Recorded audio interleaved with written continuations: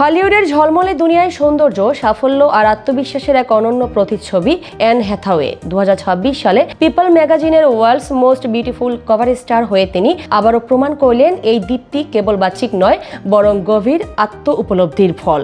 Cover শুটে যখন বাজছিল bad বানি, বিলি আইলিশ আর ম্যাডোনার গান, তখন যেন এক আত্মবিশ্বাসী স্বাচ্ছন্দ্য অ্যান হ্যাথাওয়েকেই দেখা গেছে।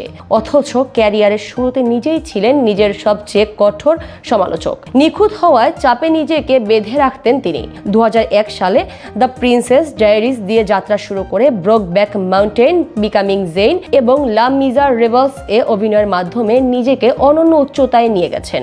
লা মিজারেবলস তাকে এনে দেয় অস্কারের গৌরব। 2026 সালে তার ব্যস্ততা তুঙ্গে। একাধিক সিনেমার মধ্যে সবচেয়ে আলোচিত দ্য ডেভিল ওয়ার্স প্রাডা 2, যেখানে আবারও অ্যান্ডি স্যাক্স চরিত্রে ফিরছেন তিনি। সঙ্গে রয়েছেন মেরিল স্ট্রিপ, এমিলি ব্লান্ট ও স্ট্যানলি টুচি। ফিরছে পুরনো সেই ম্যাজিক। ব্যক্তিগত জীবনে স্বামী অ্যাডাম গুলমান ও 2 সন্তানই তার সবচেয়ে বড় শক্তি। এখন তিনি বুঝেছেন নিখুঁত হওয়া নয়, বরং জীবনের আনন্দ খুঁজে পাওয়াই আসল সাফল্য।